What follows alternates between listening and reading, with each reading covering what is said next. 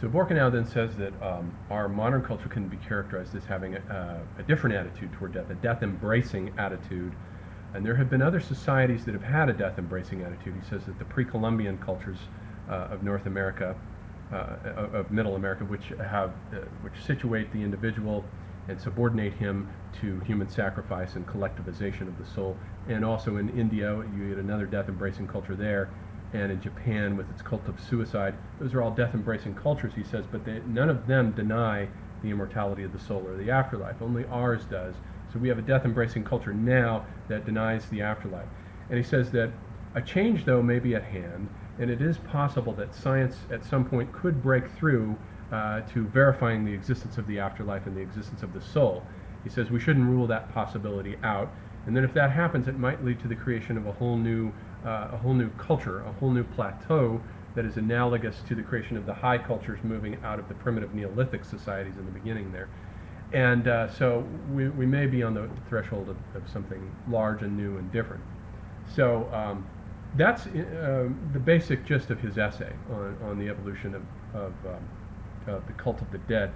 And I'd like to mention, though, that it invites a certain comparison with Jean Gebser's structures of consciousness. Jean Gebser wrote The Ever-Present Origin in 1949. He too was one of these individuals who responded to the challenge presented by Oswald Spengler. And instead of having these generations of culture, he comes up with these 5 distinct structures of consciousness that have unfolded throughout history. The archaic, which is ancient, maybe goes back into the hominid world. The magical structure that has to do with tribal man and the tribal world. The mythical structure that comes in with the high civilizations, the mental structure that comes in with the Greeks, and the integral structure, which came in, he said, in the middle of the 19th century and is ongoing now. What Borkenau talks about is the primitive and its death denial and its suspicion, its death paranoia that death always has a cause in the form of black magic, is very similar to the magical consciousness structure that Gebser says characterizes primitive man. And it has an efficient and deficient mode, all of his consciousness structures. The efficient mode of the magical consciousness is indeed spell casting, and that's what you need the mouth for, is to pronounce the spells in this oral cultural tradition. But the deficient mode is indeed black magic. And so this breakdown into the black magic and the death paranoia sounds like the disintegration of his magical consciousness structure, and the necessity to give rise to something new. And out of that comes the mythical consciousness structure with Egypt and Mesopotamia, in which now, in the magical consciousness, everything is interconnected. Everything is a giant web of subtle interconnections that can be manipulated by magic. And there is no real sense of the human soul. There's a giant collective oversoul, and the human soul is a fragment from this larger collective soul, like sparks blown off from a fire. But with the mythical consciousness structure that comes in with these high civilizations, 2 things happen. One, we begin to get myths of the separation of the world parents. The cosmic father and the cosmic mother, the heavens and the earth, separate. So we get this kind of dyadic yin-yang image of the separation of light from darkness, heaven from earth, but also the separation of the human soul now begins to come in as it separates off as a microcosm from the macrocosm. And so the salvation of the soul becomes one of the main preoccupations of the mythical consciousness structure. Then with the Greeks, which corresponds here to Borkenau's 2nd generation, you get the mental consciousness structure, which comes in, and it shifts its thinking to logic. The efficient mode of the mental consciousness structure is logic, and the deficient mode is pedantry. But the basic structure of logical thinking, the advent of the Socratic man and the rise of the mind with Plato and Aristotle, that all configures the mental consciousness structure. And then his 3rd generation, although the later part of Borkenau's 3rd generation, with the Western Christian culture, represents the perspectival half of Gebser's mental consciousness structure, where he says that the discovery of depth perspective in painting is tantamount to the articulation of a new spatial awareness. And it's still rational, but it's late rational, and then this gives way to aperspectival painting in the 19th century and aperspectivity in general throughout the arts and sciences. You have the rise of non-Euclidean geometries, the idea of curved space, and the depth psychology and its discovery of the unconscious, And Einstein, with his adding and bringing in of time as a fourth dimension to add to the previous three dimensions of space, you get this four-dimensional construct that comes in with the integral consciousness structure, which begins to integrate all these broken dualities that the mental consciousness structure had spent centuries carving up and breaking apart. The integral is integral because it begins to pull them back together. Space is pulled back together with time. The male, from the matriarchy, the mental consciousness brought in the patriarchy and repressed that. The integral brings them back into balance. And it integrates science with religion. So it brings everything back to a focus. That corresponds more or less with Borkenau's third generation. And the thing that he was talking about something new coming into being may be equivalent to Gebser's idea of the integral consciousness structure that he saw coming into being in the middle of the 19th century and has been characteristic of our culture throughout the 20th century.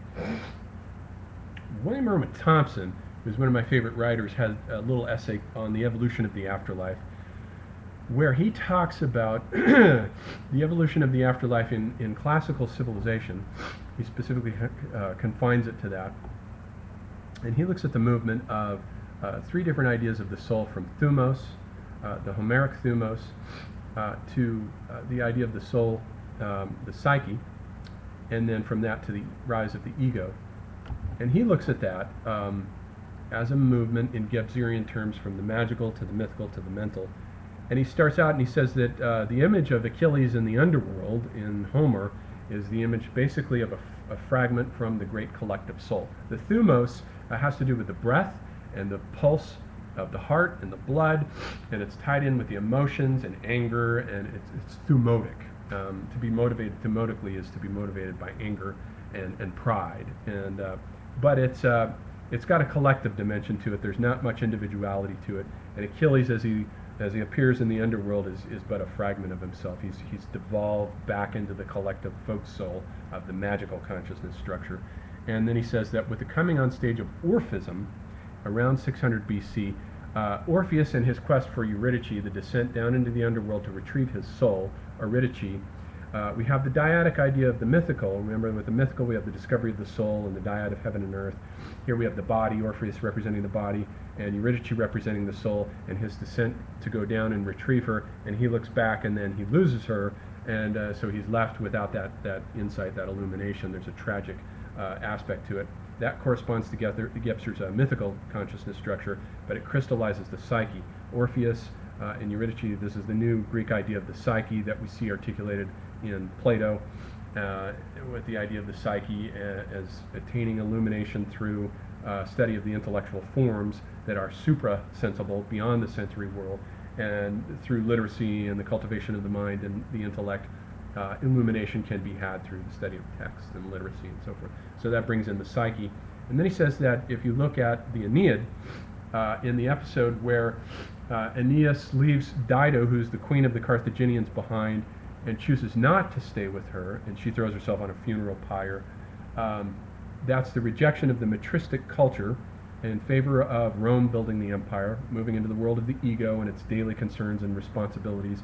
This is the mental consciousness structure and the rationalism of the Romans that Bakovan had talked about as a victory over the metristic and the matriarchal cultures.